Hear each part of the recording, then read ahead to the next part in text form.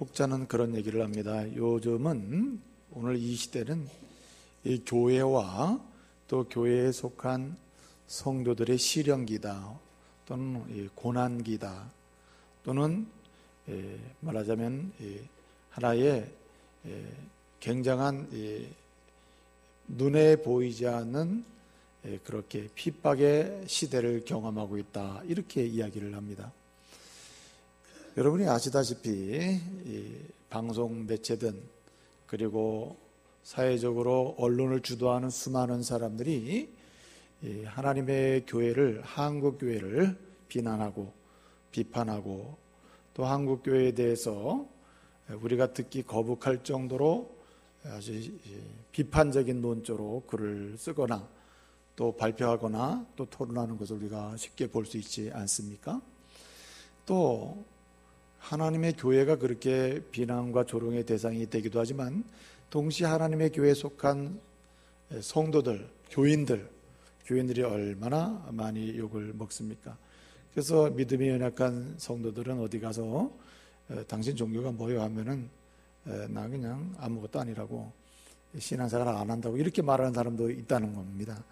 교회를 다니면서도 나 교회를 다닌다든지 예수를 믿는다든지 이렇게 떳떳하게 말 못하는 분들도 많다. 왜 그러냐면 사회적 분위기가 이 그리스도인에 대한 거센 비난과 그리고 공격의 상황이기 때문에 그런 것을 자신감 있게 표현하지 못하는 시대가 되었다는 말입니다.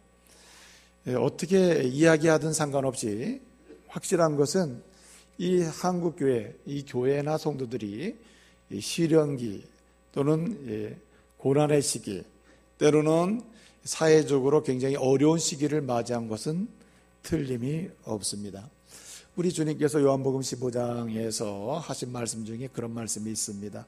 내가 너희를 택하였기 때문에 세상이 너희를 미워할 수밖에 없다 하는 말씀을 주님이 하셨습니다. 주님께서 우리를 세상 속에서 특별히 택하셔서 건져내셔서 하나님의 교회로 불러내시고 또 하나님의 교회를 세우셨기 때문에 이미 건져냄을 받고 또 그래서 구별되고 또 세상 속에 있지만 세상과는 다른 인생의 지향점을 가지고 있는 교회나 성도들이 그 자체적으로 세상으로부터 도전을 받을 수밖에 없다는 말입니다. 예수님의 말씀이 또 우리로 하여금 또 용기를 주고 격려를 주시는 것도 사실이지만은 또 예수님의 말씀과는 전혀 어긋나서 사실은 순수하게 택함받은 백성으로, 주님의 부름받은 백성으로 살아가는 과정 속에서 경험하는 고난이나 핍박이나 조롱이나 이런 것이 아니라 오히려 오늘 이 시대의 교회는 주님이 말씀하신 것과는 정반대의 핍박과 또 고난을 받고 있는 것입니다. 어떤 것입니까? 교회가 교회답지 못하기 때문에, 성도가 성도답지 못하기 때문에 경험하는 그런 비난과 조롱이 있다는 말입니다. 오늘 이 시대에 사단의 계교와 사단의 계략 속에서 그렇게 하나님의 교회가 그렇게 조롱과 비난의 대상이 된 것도 있음에도 불구하고 여전히 하나님의 교회가 교회답지 못하고 성도가 성도답지 못함으로 인해서 세상으로부터 경험하는 그런 조롱과 비난과 공격을 또 우리가 지금 경험하고 있다, 이렇게 볼 수가 있는 것입니다. 왜 하나님의 교회가, 한국 교회가 그리고 성도들이 이렇게 조롱을 당하고 비난을 당하고 또 때로는 이렇게 많은 사람들 가운데에 그렇게 인정받지 못하는, 마치 타락할 대로 타락하고 썩어질 대로 썩어진 것처럼 회자되는 이런 상황에 이르게 되었는가? 여러 가지를 설명할 수가 있겠습니다만은 하나님의 교회나 성도들이 사귀지 말아야 될 친구를 사귀었기 때문이에요. 그 사귀지 말아야 될 친구가 무엇인가? 가장 대표적으로 중요한 게 뭐냐면 돈입니다. 돈. 하나님의 교회가 물질을 추구하고 한국 교회가 돈을 추구할 때 사회로부터 비난과 비판을 받게 되는 거예요. 본래 여러분, 하나님의 교회는 돈을 지향해서는 안 됩니다. 여러분, 성도가 왜 비난을 받는가? 세상 사람들보다 더 지독하게 한 사람의 인격을 강하게 또는 모독하면서 또는 많은 사람들을 그 인간성을 인정하지 않고 인격을 무시하면서까지 그리스도인들, 사회에서 뭔가 기업을 운영하거나 리더 역할을 하는 그리스도인들이 그들을 비인격적으로 취급하면서 자신의 물질적인 그런 욕망을 충족하려고 하는 그런 모습을 세상 속에서 많이 보였기 때문에 이런 결과가 왔다, 이렇게 볼 수가 있다는 말입니다. 사실은 여러분, 하나님의 교회는 돈이랑 친해져서는 안 돼요. 성도는 돈 그 자체를 목적으로 세상을 살아서도 안 됩니다. 이것이 곧 교회를 교회되게 하는 일에 가장 중요한, 교회를 썩게 하고 교회를 타락하게 만들고 성도가 성도답지 못하게 만드는 가장 중요한 문제가 되는 것입니다. 여러분, 이 탈무드에 그런 이야기가 있습니다. 어떤 왕이 있었는데요, 자신의 신하를 지켜가지고 너는 지금 즉시로 저 시골에 있는 누구를 데려와라, 내가 엄히 물을 게 있다, 그렇게 명령을 내린 것입니다. 그래서 그 왕의 명령을 받고 이 신하가 달려갔습니다. 그 시골 마을에 가서 당신에게 우리 왕께서 엄히 물어볼 게 있더니 빨리 가야 된다고. 그래서 이 사람이 겁을 먹은 것입니다. 근데 왕께서 나에게 엄히 물어볼 게 있다면 내가 뭔가 잘못하고 문제가 있다는 얘기인데 혼자 가기가 겁나는 겁니다. 그래가지고 내가 내 친구를 좀 데려가겠습니다. 그럼 데려가라. 그래가지고 이제 그 동네에서 자신의 친구가 되는 사람을 이제 찾아가지고 가자고 얘기한 겁니다. 그래서 나름의 가장 친하다고 생각하는 그 친구를 찾아간 거예요. 야, 친구야, 여짜여짜 왕이 나를 불러서 엄히 물을 게 있다는데 내가 겁난다. 내가 이러다가는 가서 못 올지도 모른다. 내가 겁나니까 네가 좀 같이 가면 안 되겠느냐. 그러니까 제일 친하다고 생각하는 그 친구가 말을 하기를, 나는 지금까지는 내가 너에게 어떻게 했을지 모르지만은 난 더 이상 너랑 함께 갈 수가 없다. 너 혼자 가라. 그래가지고 이 친구에게 배반을 당하고 너무 속이 상해가지고, 그러면 두 번째 친구에게 내가 가져야 되겠다. 그래서 두 번째 친구를 찾아간 겁니다. 찾아가서, 야, 친구야, 여차여차 해서 내가 왕께로 가야 되는데 겁나서 못 가겠으니 네가 좀 동행해 주라. 그랬더니 이 친구가, 그래? 그러면 내가 같이 가야지. 비록 1년에 몇 번 만나지 못한 친구지만 친구는 친구고 내겐 소중한 친구니까 내가 같이 가주겠다. 단 궁궐 입구까지만 가고 내가 들어가진 않겠다. 이렇게 된 겁니다. 그 너무 속이 상해서, 야, 들어가려면 안에까지 가야지 어떻게 입구까지 가냐. 난 못 간다. 난 더 이상 못 간다고. 죽으면 죽어도 난 못 간다. 이렇게 된 겁니다. 그 너무 속상해서, 그러면 내가 평상시에 거의 찾아보지 않던, 어쩌다가 인생을 살면서 한두 번 찾아본 그 친구를 내가 좀 찾아가야 되겠다. 그 친구를 찾아갔어요. 찾아가가지고, 야, 친구야, 어쩌자 내가 가야 되는데. 그랬더니 그 친구가 하는 말이 선뜻 내가 끝까지 같이 가겠다. 내가 왕 앞에 같이 가겠다. 그렇게 나서는 거예요. 그래가지고 그 친구를 데리고 왕 앞으로 갔다는 말입니다. 자, 세 친구가 어떤 친구일까요? 첫째로, 그렇게 평상시에 하루라도 못 보면 안 되던 그 친구는 누군가? 돈이라, 돈. 돈이 첫 번째 친구네. 인생을 살면서 이것만큼은, 이 친구만 있으면 나는 내 인생 행복할 수 있다 생각했던 그 돈, 재물이 바로 인생의 마지막에 죽을 때가 되니까 더 이상 너랑 같이 못 간다. 이러고 그냥 딱 끝난 거예요. 두 번째 친구는 누구냐? 일가 친척, 가족이라, 이 가족. 그래, 내가 마지막은 내 1년에 몇 번 못 보지만은 마지막은 내가 너에게 한다. 도와준다. 그 장례식 때 와가지고 엉엉운다 이거죠. 그러나 같이 죽어주지 못하겠다. 근데 이 마지막 끝까지 같이 가는 친구는 누구냐? 믿음으로 행한 선행이라, 선행. 믿음으로 선을 행한 것, 그 선행이 곧 마지막까지 같이 간 친구가 됐다는 말입니다. 여러분, 교회가 마지막까지 끝까지 친구 삼아 가야 될 것이 누구냐? 어떤 친구냐? 이거 믿음으로 행하는 선행인 줄로 믿으시길 바랍니다. 성도가 이 세상을 살면서 가장 친밀하게 친구로 삼아야 될 친구는 누구냐? 재물도 아니고 사람도 아니고 믿음으로 행하는 선행이에요, 선행. 여러분, 성도는 어떤 사람들이 성도입니까? 우리가 누구입니까? 성도는 어떤 사람들입니까? 오늘 11절 말씀 보게 되면 모든 사람에게 구원을 주시는 하나님의 은혜가 나타났다 그랬어요. 그 은혜가 누구입니까? 예수님 아닙니까? 모든 사람에게 차별 없이 구원의 은혜를 주시는 예수님이 이 땅에 오셨습니다. 초림하신 거죠. 예? 그리고 그 예수님이 십자가에 오늘 14절의 말씀대로 그가 우리를 대신하여 죽으심은 한 것처럼 우리를 대신해서 십자가에 죽으시고 우리의 죄를 사해 주셨습니다. 그래서 그 피의 은혜로, 그 하나님의 은혜로 하나님의 자녀가 돼서 인생을 사는 사람들, 그들이 곧 성도라 이 말이 성도, 저와 여러분입니다. 근데 인생을 어떻게 삽니까? 인생을 살 때 오늘 13절 보니까 복스러운 소망과 우리의 크신 하나님, 곧 예수 그리스도의 영광이 나타남을 기다리는 사람들. 뭡니까? 예수님의 재림을 기다리면서 재림하시면은 내 구원이 완성되고 내가 거룩한 몸으로 변화될 것을 소망하면서 이 시대를 살아가는 사람들, 그들이 곧 성도라는 말입니다.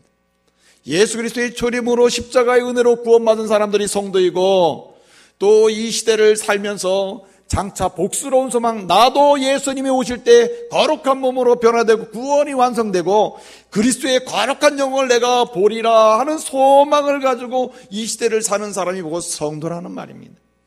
그래서 초림과 재림 사이에서 구원의 은혜에 감격하고 장차 완성될 구원을 소망하면서 이 시대를 살아가는데 어떻게 사는 사람입니까? 하나님께서 기뻐하시는 선한 일을 하면서 살아가는 사람들, 그들이 곧 성도라는 말입니다. 그래서 여러분, 오늘 바울은 디도에게 편지를 쓰면서 목회하는 너 자신이나, 그리고 내가 양육하는 성도나, 그리고 복음을 믿고 하나님의 교회에 처음 올라온 어떤 사람이든지 간에 그들을 어떻게 양육해야 되느냐, 예수 그리스도의 십자가의 은혜로 구원받고 구원받은 사람으로서 이 시대를 어떻게 선한 일에 열심을 내면서 살도록 그렇게 목회를 하라고 오늘 편지를 쓰고 있는 것입니다. 사랑하는 믿음의 가족 여러분, 우리의 평생의 친구가 재물이 아니라 재물을 사용해서 믿음으로 선을 행하는 것이 되어야 할 줄로 믿습니다. 이것이 구원받은 사람이, 그리고 장차 완성될 구원을 소망하면서 이 시대를 살아가는 진정한 성도의 모습이란 말이에요. 그렇기 때문에 우리는 선한 일에 열심히 있는 사람이 되어야 됩니다. 사람은요, 무엇인가 뭔가 열심을 내고 살게 되어 있습니다. 단지 우리가 어디에 열심을 내고 있는지가 문제지, 항상 어딘가 몰두하고 열심을 내며 살게 되어 있는 존재가 바로 인간이에요. 근데 여러분, 예수님을 만나서 예수님을 영접하고 구원받기 전에는 우리가 어디에 열심을 냈다고 했습니까? 오늘 12절에 보니까 경건치 못한 것과 세상의 정욕과 쾌락을 위해서 열심을 내던 사람이 우리란 말이에요. 근데 여러분, 예수를 믿고 나서 구원을 받은 사람은 어디에 열심을 내야 한다고 합니까? 경건과 신중함과 의로움과 거룩함과, 한마디로 얘기해서 주님이 기뻐하시는 선한 일, 그 일에 열심을 내면서 살아야 될 사람이 바로 성도라. 성도는 태생적으로 예수를 영접한 다음부터는 그 본성이 그렇게 바뀌게 돼 있다는 말이에요. 그러므로 우리는요, 이후의 인생을 살면서 주님이 행하시기를 원하시고 소원하시고 기뻐하시기를 좋아하시는 그런 선한 일에 우리의 열심을 내며 살아야 할 줄로 믿습니다. 여러분, 우리가 인생을 살면서 예수 그리스도의 은혜로 구원받은 사람으로서, 그리고 장차 복스러운 소망, 주님 때문에 완성될 우리의 구원을 소망하며 그리스도의 영광을 장차 바라보며 사는 사람으로서 우리는 어떠한 선한 일에 열심을 내야 합니까? 여러분, 선한 일도 종류가 많겠죠. 하나님이 기뻐하시는 일은 다 선한 일입니다. 그런데 여러분, 오늘 본문 말씀을 통해서 우리가 볼 수 있건데 그것이 무엇입니까? 우리가 인생을 살면서 성도로서 주님의 재림을 소망하면서, 심지어는 장차 주님이 재림하실 때 완성될 구원을 바라보면서 우리가 반드시 해야 될 선한 일이 세 가지가 있습니다. 그것이 무엇입니까? 우선 정말 중요한 것이 있는데 그것이 뭐냐면 하나님의 교회를 세우는 일을 우리는 해야 하는 것이에요. 여러분, 성도에게 있어서 가장 선한 일 중에 선한 일이 있다면 그것은 교회를 교회되게 세워가는 것입니다. 여러분, 이 디도가요, 오늘 바울 사도로부터 편지를 받거든요.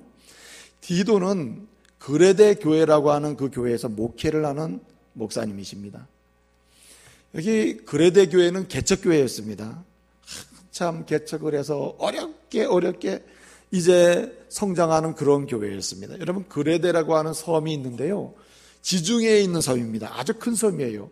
시칠리아라고 있는데 구브로라는 그 시칠리아하고 구브로라는 그 섬 사이에 있는 큰 섬이에요. 이 그레데 섬은요, 이 길이가 약 한 250km 되는 섬입니다. 그러니까 적은 섬은 아니죠. 그렇죠? 큰 섬이죠. 길이가 250km 되고. 근데 이 섬 사람들은 이 교회가 세워지기 전부터 어떤 습관이 있었냐면 3가지 습관이 있었어요. 첫째는 거짓말을 잘합니다. 거짓말을 잘해요.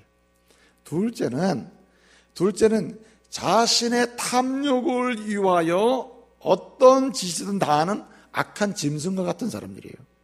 그러니까 자신의 탐욕을 충족하기 위해서 어떤 일이든지 하는 사람들, 그들이 바로 그레데 지역에 사는 사람이었습니다.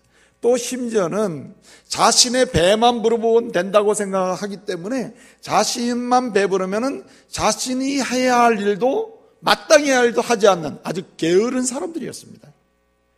그렇기 때문에 그 지중해 연안에서 그 당시에 그레데 사람들 하면은 거짓말 잘하고 탐욕에 익숙하고 그리고 너무나 자신이 쾌락을 위해서 게으른 사람들, 이런 사람이 바로 이 그레데 사람으로 소문이 났단 말이에요. 근데 여러분, 이런 지역의 교회가 개척이 된 겁니다. 복음이 들어간 거예요. 그러니 여러분, 얼마나 어렵겠습니까? 교회가 세워지는 게. 또 교회를 개척해서 이 성도를 양육해가지고 말이에요, 일꾼을 세운다는 게 얼마나 어렵겠어요. 그죠? 굉장히 힘든 여정이죠. 사도 바울은 이렇게 목회하는 디도에게 편지를 씁니다. 네가 하나님께서 주신 하나님의 은혜가 그곳에서 나타나고 예수 그리스도의 십자가의 은혜가 그곳에도 임해서 예수를 믿는 사람이 나타나 교회가 세워져서 이제 네가 목회를 하게 됐는데, 진실로 선한 일에 열심히 있는 목회자, 선한 일에 열심히 있는 성도를 양육하라 말이에요. 그 선한 일이 무엇이냐? 가장 중요한 게 하나님의 교회를 교회되게 세워가는 거예요. 여러분, 여러분의 믿음의 삶을 통해서요, 여러분이 섬기는 이 하나님의 교회가 세워지는 그런 은혜 역사가 있기를 바랍니다. 나 때문에 하나님의 교회가 세워질지언정, 나 때문에 하나님의 교회가 구석구석이 문제가 되고 무너지는 현상이 생긴다면 그 사람은 아주 불행한 사람이라는 거예요. 성도가 인생을 살면서 가장 소중하게 다루어야 하고 반드시 참여해야 하고 반드시 그 일을 위해서 충성해야 될 선한 일이 있는데, 그것이 교회를 세워가는 것입니다. 교회를 아름답게 가꾸는 것이에요. 교회를 교회되게 만들어가는 거예요. 교회를 예수가 주인인 교회로 세워가는 것입니다. 교회를 예수의 명령을 따라 움직이는 공동체를 만들어가는 것이고, 교회를 예수로부터 받은 십자가의 사랑으로 가득 찬 사랑 공동체로 만들어가는 것, 이것이 곧 가장 선한 일이라는 말이에요. 때를 따라서 예수로부터 받은 그 놀라운 사랑으로 인해서 위로하고 격려하면서 하나님께서 기뻐하시는 그런 교회를 세워가는 것, 이것이 곧 가장 선한 일 중에 선한 일인 말이죠. 그렇기 때문에 여러분, 성도가 하나님의 교회를 세우는 선한 일에 열심을 내기 위해서는 2가지를 잘해야 합니다. 첫째는 예배에 전심전력해야 하는 거예요. 찰스 인도는 그런 말을 했습니다. 현대의 성도들은 문제가 심각하다. 현대의 성도의 문제는 무엇인가? 일에 집착한 나머지 일과 예배를 비교하기 시작했다는 거예요. 그래서 오늘 이 시대의 사람들은 예컨대 교회를 결석하거나 예배를 결석하거나 예배를 빼먹거나 예배에 뭔가 못 오게 되면 물어보면 다 한 가지로 말하기를, 뭐가 있어서? 아주 잘하시네. 평상시에 했던 대로. 뭐가 있어서? 일이 있어서 예배에 못 올라왔다, 이렇게 얘기한다는 거예요. 일이 있어서. 근데 여러분, 스님들은 지적을 해요. 예배는 일에 앞서고 일 중에 일은 뭐라고요? 예배라는 말이에요. 여러분에게 이런 은혜가 있기를 바랍니다. 여러분, 하나님의 교회를 세우는 선한 일에 열심을 내는 제1차적 방법이 있다면 예배에 전심전력하는 거예요. 내가 무엇을 통해서 하나님의 교회를 세우고 내가 무엇을 함으로 하나님의 교회를 든든하게 할 수 있는 것이 아니라 하나님이 기뻐 받으시는 예배에 전심전력으로 순결한 마음과 정직한 영으로 참여할 때 하나님의 교회는 눈에 보이지 않는 가시적인 믿음의 공동체로 성장해 갈 줄로 믿습니다. 여러분, 교회가 세워질 때, 교회가 아름답게 가꾸어질 때, 교회가 예배를 통해서 견고해질 때 성령의 역사는 불같이 일어나고 하나님께서 교회를 통해서 세상 속에서 이루어 가시고자 하시는 본질적인 교회의 사명이 하나하나 체계적으로 성취돼 가게 되는 것입니다. 또 한 가지는 여러분, 교회를 세우는 방법이 있는데 그 방법이 뭡니까 여러분? 예배에 전심전력하는 가운데 예배를 통해서 역사하시는 성령을 통하여 내 영이 정직해지는 것이에요. 여러분, 오늘 이 시대에 왜 세상이 교회를 비난합니까? 이런 말을 합니다. 성도들이 거짓말을 더 잘한다는 거예요. 사기를 더 잘 친다는 거예요. 이선을 더 한다는 거예요. 예? 속이기를 더 잘한다는 거예요. 그리고 말하기를 돈을 모으고 권력을 얻으면 하나님이 축복을 줬다고 말한다는 거예요. 이런 것에 대해서 세상은 비웃는 것입니다. 세상적인 방법으로 세상 사람들이 하는 방법을 그대로 따라가면서 말하기를 주님이 복 주셨다면 그것이 어찌 참 신앙이라 말할 수 있겠냐 말이죠. 그래서 우리는 정직함으로 주 앞에 나가서 예배드리고 예배하는 가운데 정직한 영이 새로워지는 이런 주의 종들이 되어야 하는 것입니다. 그래서 여러분, 사무엘상 15장을 보게 되면요, 이 사울의 이야기가 나와요. 사울과 사무엘 사이에 있었던 이야기죠. 전쟁이 일어났을 때 어떻게 합니까? 그 제사를 사무엘이 옴으로 드리도록 약속되어 있는 제사인데 사무엘이 오지 않으니까 어떻게 합니까? 자신이 제사를 드린다고. 자신이 제사를 드리는 거죠.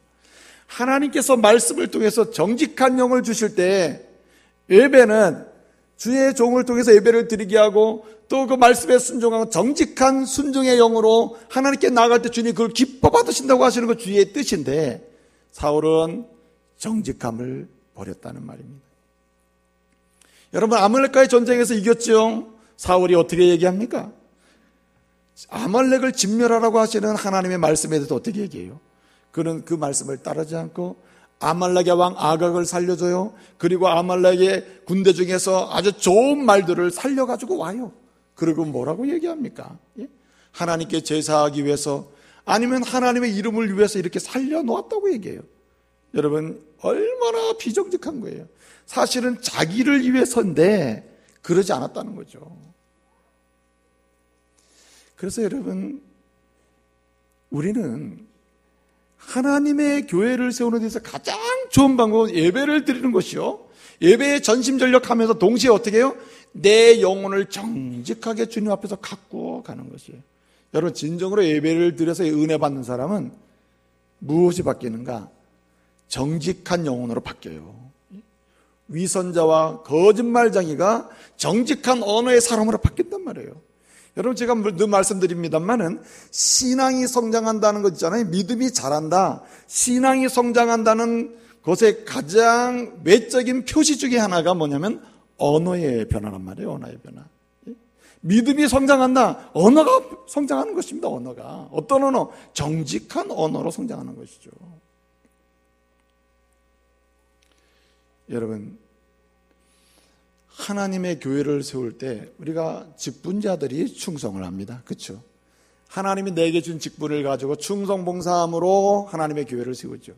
근데 여러분, 예배가 되지 않는 충성은 그 충성이 하나님의 교회를 세우기보다는 자신을 세우는 일로 전락할 가능성이 커요. 왜 그렇습니까? 예배가 없는 가운데 자신의 영이 정직하지 못하게 돼요. 그리고 나는 주를 위해 충성한다고 하면서 주를 위해 봉사한다고 하지만 그 봉사가 뭘로 바뀝니까? 자신의 영광을 위해 바뀐단 말이에요. 그 열심이.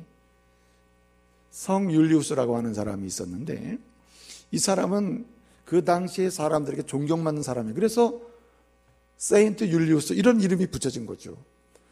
평상시에도 많은 사람이 그를 찾아와서 어떻게 당신은 그렇게 주님을 향한 헌신과 열심을 가지고 삽니까? 그렇게 질문하고 또 그런 질문을 하는 사람들에 대해서 교육하는 교훈을 줬던 사람이 율리우스였어요. 이 율리우스가 어느 날 잠을 자는데 꿈을 꾸게 됩니다. 꿈을 꾸는데요, 어떤 사람이 그날도 찾아온 거예요. 교훈을 받기 위해서. 그래서 당당하게 어서 오십시오. 내가 당신에게 교훈을 주겠소. 그리고 얘기를 시작합니다. 그랬더니 그 찾아온 사람이 율리우스에게 이야기합니다. 꿈이요, 꿈. 진짜 꿈꾸는 분이 있는 눈 감고. 예? 이 꿈꾸다가 듣는 사람은 이거 진짜인 줄 알고 또 어디 가서 지금 율리우스가 꿈을 꾼 얘기예요. 율리우스가 이제 이렇게 딱 찾아와서 그 사람에게 말합니다. 율리우스에게. 율리우스 선생님, 당신은 하나님이 기뻐하시는 그 은혜를 받고 은혜 받은 사람으로서 평생에 하나님이 기뻐하시는 선한 일에 열심을 내는 사람으로 소문이 나 있는데 내가 당신에게 교훈을 받기를 원합니다. 나에게 교훈해 주십시오. 알았어, 질문하시오. 그래가지고 찾아온 사람이 묻습니다. 묻는데 이런 질문해요. 당신의 열심을 나에게 보여주십시오. 선한 일에 그렇게 열심이라고 하시는데 당신의 열심을 내게 보여달라고. 그래서 율리우스가 깝깝하잖아요. 그래서 자신의 가슴 속에 있는 주님을 향한 나름의 자기 자신이 생각하는 내가 가지고 있는 주님을 향한 열심 덩어리를 꺼내가지고 내놓습니다. 여기 있노라, 네가 살펴보라. 그리고 찾아온 사람이 선생님, 내가 당신의 열심 덩어리를 불에다 놓고 이것을 녹여서 성분을 분석하겠습니다. 이렇게 된 거예요. 그래서 말을 하기를, 내가 당신의 열심 덩어리만 보니까 이 가격은 100드라크마가 됩니다. 100드라크마는 굉장한 돈입니다. 100드라크마가 되는 이 열심 덩어리인데 대단합니다. 지금부터 내가 불 속에 넣었다 뺐다 하면서 성분을 분석할 테니 그런 줄 아십시오. 그래서 그 사람이 불 타는 데다가 막 열심 덩어리를 넣었다 뺐다 하는데 드디어 성분이 분석이 다 끝났습니다. 그리고 말합니다. 선생님, 당신의 열심 덩어리에 성분이 다 분석이 됐습니다. 제가 지금부터 말씀드리겠습니다. 보니까 당신이 주를 향한 열심으로 봉사하고 헌신하고 교회를 위해서 수고하고 하나님 나라 확장을 위해 수고했다 그랬는데 지금 보니까 당신의 명예심의 열심이 30%, 당신이 앞으로 뭐가 이 일을 통해서 뭐가 되겠다고 야망을 가지고 하는 그 야심의 열심이 25%, 그리고 때때로 굉장히 주님을 향한 열심과 믿음으로 산다고 하면서 때때로 왔다 갔다 하면서 의심의 열심이 있는데 그게 한 19%. 그리고 이렇게 저렇게 다 분석해 마지막에 그러면 순수하게 예수를 향한 열심이 몇 프로냐? 5%밖에 안 됩니다. 그렇게 얘기하더라는 거예요. 그래서 율리우스가 고개를 들 수가 없어가지고 막 땀을 뻘뻘 흘리다가 눈을 떴다는 믿을 만한 얘기예요. 그 간증이에요. 그 사람 간증. 그러면서 그는 그 이후로 자신의 열심을 새롭게 검토하게 됐다는 말이 무슨 말입니까? 여러분, 아무리 자신이 가지고 있는 직분을 가지고 자신이 맡은 바 일을 가지고 충성 봉사를 해도 자신의 가슴 속에 그 열심이 어떤 열심? 야망과 야심과 명예와 자신의 권력과 자신과 관련돼서 무언가를 연결시키고자 했을 때 그 열심이 어떻다고요? 포장은 예수를 향한 열심이요 선한 일을 향한 열심이라 할지 모르지만 주님은 보시는 것입니다. 당신의 열심은 당신을 위해서라. 이런 경우에는 사실은 수많은 사람이 이렇게 봉사하고 이렇게 충성스럽게 하나님의 교회에서 활동을 함에도 불구하고 그 활동과 봉사와 헌신이 무엇을 무너뜨려요? 교회를 무너뜨리는 것입니다. 그래서 여러분, 하나님의 교회에서 섬기면서 이것은 나니까 하는 것이다, 나니까 이것을 할 수 있다고 말하는 것은 다 누구를 향한 열심이냐? 주를 향한 열심이 아니라 나를 향한 열심이야. 나를 향한 열심. 내가 봉사하면서 평진들 연약한 초신자들을 상처받게 하고 무너지게 하고 병들게 하고 내가 열심히 봉사한다고는 하는데 다른 사람을 아프게 하고 상처나게 하고 있다면 이것은 사실 따지고 보면 누구를 향한 열심이냐? 주를 향한 열심이 아니라 자신의 명예와 이기심을 향한 열심이라. 이런 열심과 봉사는 하나님의 교회를 세우지 못한다는 거예요. 하나님의 교회를 약화시켜요. 그래서 여러분, 예배에 전심전력할 때 하나님의 교회가 세워지고 동시에 예배를 통해서 받은 은혜로 내 영혼이 정직해질 때, 정직한 언어와 정직한 삶의 자리로 나갈 때 이 모습 자체가 하나님의 교회를 세우는 거예요. 이것이 선한 일이에요.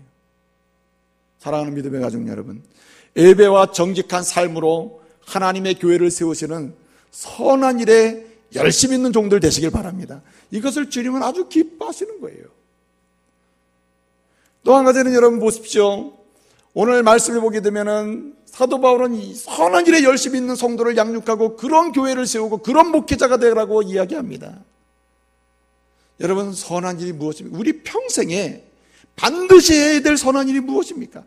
하나님의 교회를 세우는 것이요, 동시에 연약한 자, 우리보다 연약한 자들을 어떻게 해요? 돌보고 섬기는 것입니다. 한마디로 구제하고 자선하고 베푸는 것이 주님 앞에서 선한 일이라는 말이에요. 많은 사람들이 그렇게 얘기합니다. 이제 조건이 갖춰지면은 내가 주님으로부터 받은 은혜를 기억하고 선을 행하겠다고 말하는 사람이 있습니다. 근데 여러분, 진실로 주님이 말씀하시는 이 구제나 섬김의 선한 일이란 환경의 조건으로 시작되는 게 아니에요. 사실은 또 하나님 환경을 주시기도 하십니다. 환경의 조건이 됐을 때 더 잘 섬기는 것도 사실이에요. 그리고 사실 환경을 따져봐도 오늘 이 자리에 올라있는 모든 우리 중부 가족들은 한 사람도 구제나 자선이나 남에게 약한 사람을 나누어주고 섬기는 일에 못할 그런 연약한 자가 한 사람도 없습니다. 여러분은 따라합시다. 나는 부자다. 여러분은 다 부자예요. 부자. 믿으시길 바랍니다. 그럼 무슨 부자냐? 물질의 부자라고. 여러분은 지금 이 자리에 올라오신 분 치고요, 세계적으로 보게 되면 부자 아닌 사람이 한 명도 없습니다. 영국에 말입니다, 포크사라는 그 회사가 있는데 그 회사에서 운영하는 사이트가 있어요. 그 사이트가 글로벌 리치 리스트라고 하는, 리스트.com이라고 하는 사이트가 있거든요. 그럼 무슨 사이트냐면은 글로벌 리치 리스트라는 이 사이트는 뭐냐면은 누구든지 그 사이트에 들어가가지고 자신의 연수입을 치잖아요. 연수입 얼마를 거기에 액수 치는 데다 치잖아요. 그러면 세계적으로 당신은 부자의 순위로 몇 번째 부자인지를 알려주는 거예요. 궁금하지 않습니까, 여러분? 그래서 제가 어젯밤에 설교 준비하다가 다시 들어가가지고 나는 몇 번째 부자인가? 글로벌 리치 리스트.com에 들어가가지고 제가 이제 쳐봤어. 상당한 부자더라고, 나도. 그래서 제가 이제 쳐봤습니다. 그러면은 1년에 연수입 1200만 원 수입을 보는 사람은 세계에서 그러면 몇 번째 부자인가? 그래서 그거를 이제 그 한글 하나로는 안 되고 달러나 파운드나 엔화로 이렇게 쳐야 돼요. 그래서 이 달러로 계산을 해가지고 딱 쳐보니까 1년에 1200만 원 연간 수입을 보는 사람이 있다 쳐요. 그 사람은 전체 세계에서 부자 순위가 몇 순위냐? 7억 7천 몇 번째 부자야. 그러면 여러분 보세요. 7억 7천 몇 번째 부자인데 세계 인구가 몇 명입니까? 지금 뭐 70억 80억 된다 쳐. 75억 된다고 칩시다. 그러면 여러분 그 중에서 이 프로테지, 그래서 그 프로테지까지 나와. 당신은 세계 부자의 프로테지 몇 프로 안에 드는가? 1200만 원 연수입을 보는 사람은 세계 부자의 12.38% 안에 들어. 전체 부자의 12% 안에 든다고. 여러분 상위권 중에 상위권이지. 그러면은 2400만 원 버는 사람은 몇 프로냐? 10% 안에 들어요. 10% 안에. 그 사람은 순위를 보니까 6억 1000 몇 번째요. 4천만 원을 쳐봤어요. 4천만 원 쳐보니까 세계의 순위로 부자 순위에 전체 3% 안에 들어갑니다. 3% 안에. 그러니까 여러분 이 대한민국이 얼마나 잘 사는 줄 알 수 있고, 두 번째는 여러분 가난하다고 말하면 안 돼요. 나는 못 살겠다고 말하면 안 된다고. 여러분 70, 80%가 다 어떻게 사느냐? 하루하루 먹을 것이 없어가지고 먹고 싶어도 돈을 벌 수가 없는 거예요. 여러분 그렇게 사는 것이에요. 포크사가 그 사이트를 만든 이유는 딱 하나예요. 당신의 부자 순위를 확인해 보라는 목적이 있는 게 아니라 당신이 얼마나 행복할 수 있는가, 당신은 얼마나 여유 있는 사람인가, 당신도 다른 연약한 사람 뭐 할 수 있다? 돕고 섬기고 나누며 살 수 있다는 이 사실을 기억해 보라는 것이죠. 여러분 그렇습니다. 여러분 예수 그리스도로 말미암아 죄와 사망에서 구원받고 모든 불법에서 속량함을 얻고 깨끗하게 되는 은혜를 입은 우리가 이 세상을 살면서 주님이 기뻐하시는 선한 일을 하며 살아야 되지 않습니까? 그것은 명령이고 그것은 의무예요. 그 의무 중에 하나가 뭡니까? 구제하고 섬기고 나누는 것입니다. 이것은 환경적인 조건 때문이 아니라 그랬죠. 여러분 오늘 바울은 말합니다. 환경적 조건이 갖춰졌기 때문에 오늘 말씀드린 건 여러분 부자라서가 아니라 부자가 아니라 하더라도 존재적인 면에서 우리 주님 때문에 내가 죄 사함 받고 하나님의 자녀가 되고 하나님의 백성이 되고 하나님의 거룩한 백성이 되었으니 이 자체가 너무나 감사해. 그러므로 아직도 이런 은혜를 모르는 사람에게 내게 있는 모든 것을 어떻게 해요? 나눌 수 있는 여유로운 마음으로 사는 사람들, 그들이 곧 성도라는 말입니다. 그러니까 반드시 해야 될 일이 뭐냐? 선을 행하는 것, 구제하는 것이란 말이죠. 여러분 구제는요, 주님께서 내게 주신 은혜가 십자가의 은혜, 그 보혈의 피를 흘리심으로 내가 구원받은 그 은혜를 생각하면 연약한 자, 나보다 약자를 보면서 그냥 지나칠 수가 없다는 거예요. 이게 바울의 지금 가르침이에요. 만약에 나보다 약한 자를 그냥 지나치고 있다면 그 사람은 아직도 주님이 주신 은혜의 깊이를 모르는 사람이란 말이죠. 여러분 탈무드에 그런 얘기가 나와요. 어떤 아버지가요 아들에게 말합니다. 야 아들아, 이웃집에 가서 낫을 빌려오거라. 그러니까 아들이 가서 낫 빌려달라고 얘기합니다. 그랬더니 그 이웃집 아저씨가 안 빌려주는 거예요. 우린 못 빌려준다. 그러니 이 아들이 기분 나빠가지고 아버지 안 빌려준답니다. 거절했습니다. 그래? 그럼 할 수 없지. 그럼 없는 대로 우리가 해야지. 뭐 일을 했어요. 며칠 지난 다음에 그 낫 빌려주기를 거절했던 그 주인이 다시 낫을 빌리러 온 거예요. 그 집에. 내게 낫을 빌려주시오. 그러니까 그 아들이 펄쩍 뜁니다. 아니 빌려달 때는 안 빌려주는 어떻게 뻔뻔스럽게 나에게 와서 빌려달라고 그랬냐고. 근데 그 아버지가 말합니다. 아들아 빌려주라. 아들이 막 뜁니다. 어떻게 그럴 수 있냐고. 아버지가 교훈을 하기 시작해요. 낫을 빌리러 갔을 때 낫을 안 빌려줬으므로 나도 낫을 안 빌려준다는 것은 복수고 복수하는 것이다. 또 반대로 내가 낫을 빌리러 갔을 때 낫을 빌려주지 않았지만 나는 당신이 빌리러 왔을 때 이렇게 떳떳하게 나는 빌려줍니다 하면서 자랑스럽게 빌려주는 것은 증오고, 거꾸로 낫을 이전에 빌리러 갔으나 빌려주지 않았다 할지라도 그거 다 잊어버리고 상관없이 당신이 지금 낫이 필요하고 낫이 필요한 아주 힘든 상황이니 내게 있는 낫을 당신에게 빌려줍니다 하면서 빌려주는 것이 그것이 구제요, 그것이 긍휼이라는 말이에요. 여러분 그렇습니다. 여러분 그리스도인은 관계 속에서 감정과 정서 속에 매여서 빌려주거나 긍휼을 베푸는 사람이 아니라 이유가 딱 하나라는 거예요. 예수께서 내게 주신 은혜가 너무나 크므로, 예수 보혈의 피로 내 죄사함을 받은 은혜가 너무나 감격적이므로 나는 세상이 나한테 어찌하든 나는 세상을 향해서 뭐예요? 나누어주고 베풀고 아낌없이 희생하겠다고 하는 이런 삶의 자세가 곧 선한 일을 하는 하나님의 자녀가 된다는 말이죠. 한 가지로 오늘 여러분이 또 말씀 보게 되면 뭘 가르쳐주고 있습니까? 반드시 평생을 살면서 해야 될 선한 일이 한 가지가 더 있는데 그것이 뭐냐면 이 그레데 지역에 관한 문제예요. 여러분 이 그레데는 어떤 지역이라고 했습니까?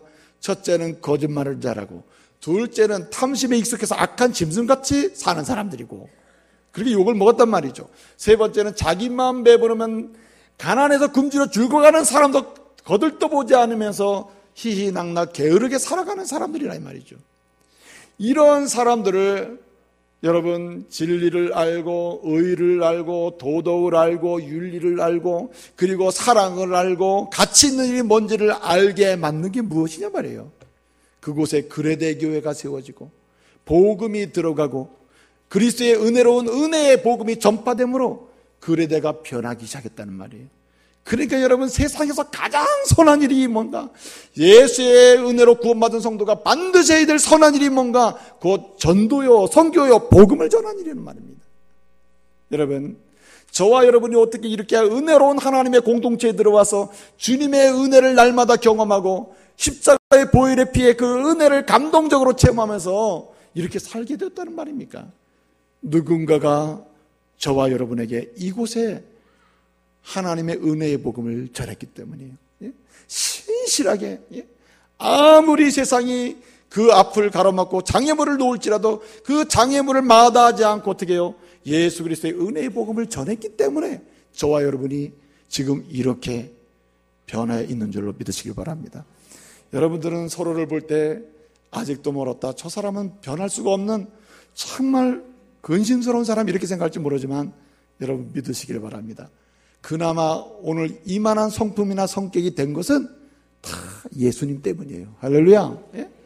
여러분이 볼 때 정말 마음에 안 들어, 마음에 안 드는 상황이지만 이 정도의 인간이 된 것은 다 누구 때문이에요? 예수님 때문이에요.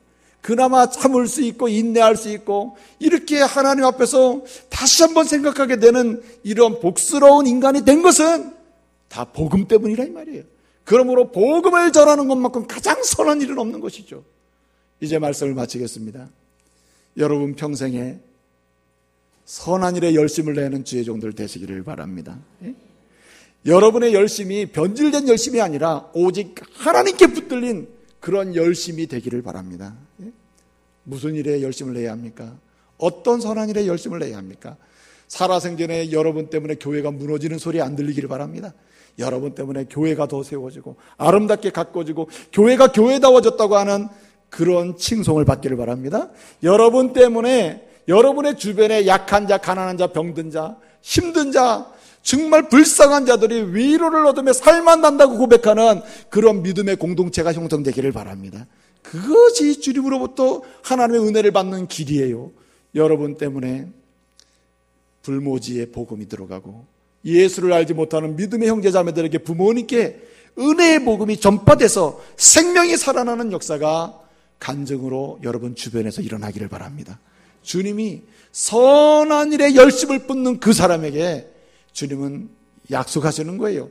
은혜를 더 풍성히, 인생 여정 속에 감격적인 평안을 더 넉넉하게 경험하게 하실 줄로 믿습니다.